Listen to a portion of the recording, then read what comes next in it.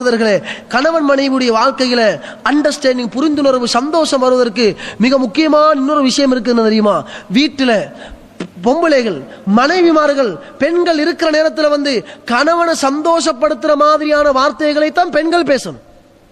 அதே மாதிரி ஆண்கள் பெண்களோடு பேசுற நேரத்திலையும் பெண்களுடைய மனசை நோகடிக்காமல் அந்த பெண்ணை, மனைவியை சந்தோஷப்படுத்துற மாதிரி தான் ஆண்களும் பேச வேண்டும். ரெண்டு பக்கத்திலே வர வேண்டும். அடுத்ததாக சகோதரர்களே, அலங்காரங்கள், ஆடைகள். இன்னைக்கு நிறைய பிரச்சனை அதுல தான் இருக்கு. சுத்தம் சம்பந்தப்பட்ட விஷயங்கள். பொதுவாக அல்லாஹ் தஆலா குர்ஆனிலே சொல்கிறான், ஹுன்ன லிபாசுல்லக்கும் வ அன்தும் லிபாசுல்லஹுன்ன. அவர்கள் உங்களுடைய ஆடைகள், நீங்கள் அவர்களுடைய ஆடைகள். இப்ப நீங்க இந்த ஆடை, ட்ரெஸ், உடுப்பை கொஞ்சம் நினைச்சு பாருங்க. ஒரு நாளைக்கு ஒரு உடுப்பை போடுவீங்க, அது வந்து கொஞ்சம் நாற்றம் அடித்தால் அந்த உடுப்பை வந்து நீங்க என்ன ஊத்த உடுப்பு பக்கெட்ல போட்டுருவீங்க, புதிய ஒரு உடுப்பு உடுப்பீங்க. அப்ப கொஞ்சம் ஒரு பயணம், இப்பதான் நீங்க உடுப்பு போடுறீங்க, கடுமையான களை போடுற வேலை செய்து வேறுக்குது, உடுப்பை கலட்டி போட்டு இன்னொரு உடுப்பை மாத்துறீங்க. சரிங்களா இல்லையா? இப்ப சகோதரர்களே, சாதாரணமா நீங்க உடுக்குற உடுப்பில் இப்படி செய்யலும்டா, மனைவிமார்கள் கணவனுக்காக வேண்டி வீட்டிலே உடுக்கக்கூடிய ஆடைகளை ஏன் மாற்றக்கூடாது? இதுக்கு நிறைய பெரிய பிரச்சனை இருக்குது. அன்புக்குரிய சகோதரர்களே, நிறைய வாலிபர்கள், புதிதாக திருமணம் முடித்தவர்கள் அல்லது திருமண வாழ்க்கையில் வாழ்ந்து கொண்டிருப்பவர்கள் சொல்லக்கூடிய மிக பெரிய ஒரு பிரச்சனை என்ன தெரியுமா? வீட்டிலே மனைவிமார்களிடத்தில் சுத்தம் இல்ல. பெரிய ஒரு சக்குவா, பெரிய ஒரு கம்ப்ளைண்ட் சகோதரர்களே. எந்த அளவுக்கு சொல்கிறார்கள் என்றால், சுத்தத்தை போதிக்கக்கூடிய மார்க்கம் இந்த இஸ்லாம் மார்க்கம். அத்துஹூரு ஷத்ருல் ஈமான், சுத்தம் என்பது ஈமானுடைய பாதி என்று சொல்லித்தரக்கூடியது இந்த இஸ்லாமிய மார்க்கம். ஆனால் இஸ்லாமிய மார்க்கத்திலே இல்லாத மாற்று மத சகோதரிகளை பாருங்கள்.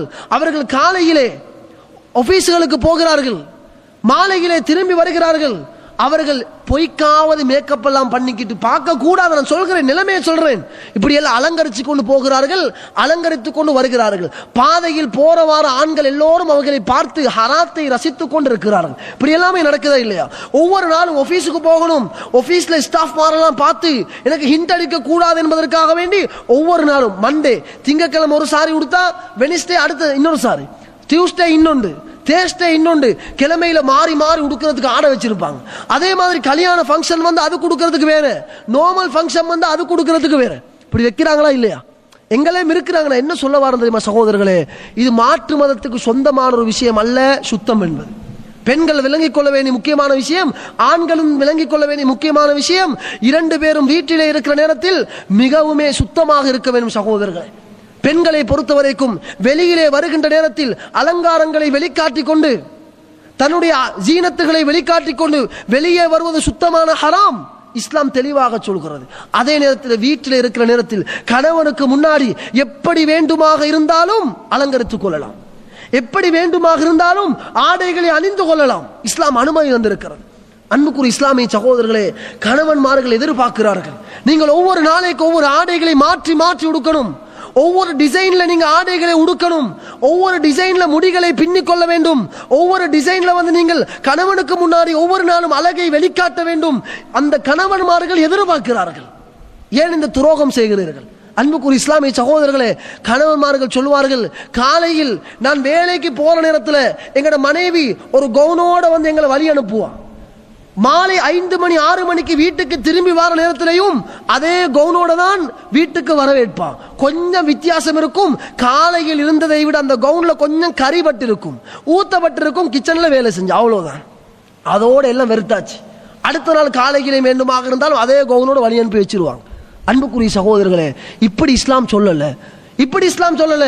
காலையில் கணவன் போகிற நேரத்தில் நீங்க ஒரு டிசைன் இருக்கிறீங்களா, அவர் வீட்டுக்கு வார நேரத்தில் உங்களை கண்டு சொக்காக வேண்டும், உங்களை கண்டு ஆச்சரியப்பட வேண்டும். என் மனைவி இப்படி அழகா இருக்கிறாவே, என் மனைவியை பார்த்தா இவ்வளவு சந்தோஷம் வருது. இல்லண்டா சகோதரர்களே, 2 நாளைக்கு 3 நாளைக்கு பார்ப்பாங்க, என்னடா இது என் மனைவி இப்படியே இருக்கிறாவே என்று பார்த்து கடைசியில பாவத்துக்கு வந்து அந்த ஆண் போவதற்கு இந்த பெண்கள் வழி அமைத்து கொடுக்கிறார்கள் என்பதை இந்த இடத்தில் நாங்கள் தெளிவாக புரிந்து கொள்ள வேண்டும். அன்புக்குரிய இஸ்லாமிய சகோதரர்களே, ரசூலுல்லாஹி ஸல்லல்லாஹு அலைஹி வஸல்லம் அவர்கள் இந்த திருமணத்துடைய நோக்கத்தை பத்தி சொல்றது என்ன சொன்னாங்க?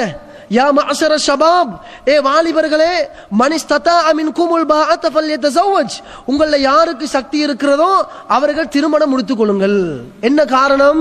ஃபஇன்னஹு அகது லில் பஸர், அப்படி நீங்க திருமணம் முடிச்சீங்கன்னா கண் பார்வையை தாழ்த்தி கொள்றதுக்கு லேசாக இருக்கும். வ அஹ்ஸனு லில் ஃபர்ஜ், உங்களுடைய மர்ம உறுப்புகளை பாதுகாத்துக் கொள்வதற்கு அது உதவியாக இருக்கும். இதானே திருமணத்துல நோக்கம். ஆனா திருமணம் முடிச்சு 2-3 நாளைக்கு புதிய பொன் புதிய மாப்பிள்ளை, ஒரு கிழமை 2 கிழமை பாஸ் பண்ணங்காட்டும் மாறி மாறி உடுப்பாங்க. அதுவும் மாற கரைச்சலுக்கு தான் உடுப்பாங்க. பழைய பொண்ணும் பழைய மாப்பிள்ளையும் மானத்துக்கு போறோம். இவங்க நினைக்கிறது இப்ப எங்கட காலம் முடிஞ்சு. இது பெரிய தெளிவான பிழை சகோதரர்களே, தெளிவான பிழை. கல்யாணம் முடிச்ச புதுசுக்கு 2 பேரும் ஒன்றுக்கு பைக்ல போவாங்க. கல்யாணம் முடிச்ச புதுசுக்கு 2 பேரும் பார்க்குக்கு போவாங்க, 2 பேரும் ரெஸ்டாரண்ட்டுக்கு போவாங்க, 2 பேரும் பீச்சுக்கு போவாங்க, எல்லாம் செய்வாங்க. கல்யாணம் முடிச்சு ஒரு 6-7 மாசமாக கூட 2 பேருக்கும் பீச்சுக்கு போறதுக்கு வெக்கம். ஏன்? ஆட்கள் கேட்பாங்க, நீங்க இன்னமே புதிய ஜோடுகளான்னு கேட்பாங்க இல்லையா, அதனால வெக்கம். 2 பேருக்கும் ஒன்றாக உட்கார்ந்து பைக்ல போறதுக்கு வெக்கம். 2 பேரும் ஒன்றாக போய் சேர்ந்து ரெஸ்டாரண்ட்டுக்கு போறதுக்கு வெக்கம். காரணம் என்ன? நாங்க கல்யாணம் முடிச்சு இப்ப பழசாவிட்டோமா? அன்பார்ந்த சகோதரர்களே, இது தெளிவான பிழை, இது தெளிவான பிழை. நாங்கள் பார்க்க வேண்டும் என்ன தெரியுமா? நாளுக்கு நாள் எங்கட ஒற்றுமை, எங்கட அன்பு, எங்கட பாசம் நாளுக்கு நாள் கூடணுமே தவிர ஒரு நாளும் குறைய கூடாது. நாங்க ஏன் வெக்கப்படணும்? ஹலாலான முறையில் மனைவிய ஒரு பொம்பளை திருமணம் முடிச்சதுக்கு போறோம், அதே மாதிரி ஒரு பெண் ஹலாலான முறையில் ஒரு ஆணை திருமணம் முடிச்சதுக்கு போறோம். ஏன் சமூகத்துக்கு பயப்படணும்? சமூகம் அப்படி பார்க்கிறதே ஒரு பிழை. சமூகம் அப்படி பார்க்கிறதே பெரிய பிழை சகோதரர். நாங்க அதுக்கு முன்மாதிரியாக இருக்கணும். நாங்க திருமணம் முடிச்சு 5 வருஷம் ஆனாலும் 10 வருஷம் ஆனாலும் மனைவியோட கையை பிடிச்சிக்கிட்டு தான் நம்ம போவோம். மனைவியோட ஒன்றாகத்தான் உட்காருவோம். மனைவியோட நாங்க அப்பவும் பீச்சுக்கு போவோம், மனைவியோட அப்போ நாங்க பார்க்குக்கு போவோம், மனைவியோட அப்பவும் தனிமையில ட்ரிப் போவோம். பிரச்சனை இல்லை, ஹராமாது. இஸ்லாம் உங்களுக்கு தெளிவாக உங்களுக்கு அனுமதி தந்திருக்கிறது சகோதரர்களே. இப்படி நாங்க எங்களோட மனைவியை வைத்துக்கொண்டு எத்தனை முறையில் நாங்கள் மனைவியோடு சந்தோஷமாக இருக்கலாம். எல்லா கதவுகளையும் மூடிவிட்டு ஒரு வருஷம் போனதுக்கு அப்புறம் கணவன் மனைவி வாழ்க்கை என்னவாம்? ஸ்கூல்ல பேரண்ட்ஸ் மீட்டிங் வர சொன்னா உம்மா இல்லாட்டி வாப்பா போகணும். இதுக்கு பேரண்ட்ஸ், இதுக்கு 2 பேரும் ஒன்று நீங்க போங்க இல்லாட்டி அவங்க போங்க. பிள்ளைகள் ஏதாவது விஷயம் 2 பேரும் பார்ப்பாங்க, அல்லது வீட்டில் ஏதாவது ஃபங்க்ஷன் வந்தா 2 பேரும் ஒன்றுக்கு சேர்ந்து செய்வாங்க. இதுக்கு தான் உம்மா பார்ப்போம். அன்பார்ந்த சகோதரர்களை, இப்படி இருக்கக்கூடாது. மௌத்து வரைக்கும் எத்தனை வயசுக்கு போனாலும் கணவன் மனைவி என்ற உறவு மீசாக்கன் கலீதா, கடினமான ஒரு ஒப்பந்தம், கடினமான ஒரு உறவு.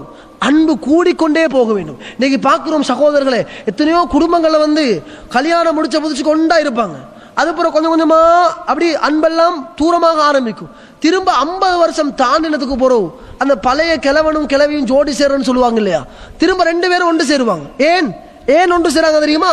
இவங்க 2 பேரும் பேசிக்கொள்றது, எல்லா பிள்ளைகளையும் இப்ப நம்ம கல்யாணம் முடிச்சு கொடுத்துட்டோம், எல்லாரையும் கொடுத்துட்டோம், இப்ப எங்களை பார்க்க யாரும் இல்லை, நீங்க தான் என்ன பார்க்கணும், நான் தான் உங்களை பார்க்கணும். அன்புக்குரிய சகோதரர்களே, இது தேவையான்னு கேட்கிறேன். ஆரம்பத்திலிருந்தே அந்த உறவை அப்படியே நீங்க வச்சுக்கிட்டு வந்தீங்கடா, இந்த அன்பை நீங்க பறிந்துகிட்டு வந்தீங்கடா, மௌத்து வரைக்கும் அந்த சந்தோஷமாகவே இருக்கும். ஒன்றை யோசிச்சு பாருங்க சகோதரர்களே, நம்ம நோய்வாய்ப்பட்டா, கணவர் நோய்வாய்ப்பட்டால் அதை பார்க்கணும் மனைவி, மனைவி நோய்வாய்ப்பட்டா அதை பார்க்கணும் ஒரு கணவர். அப்ப எங்களுக்கு இடையில அன்பு, எங்களுக்கு இடையில புரிந்துணர்வு எந்த அளவுக்கு கூடுமோ அந்த அளவுக்குத்தான் எங்களோட உறவுகள் அப்படி பின்னி பிணைந்து நீடுழி காலம் இருக்கும் என்பதை நாங்கள் புரிந்து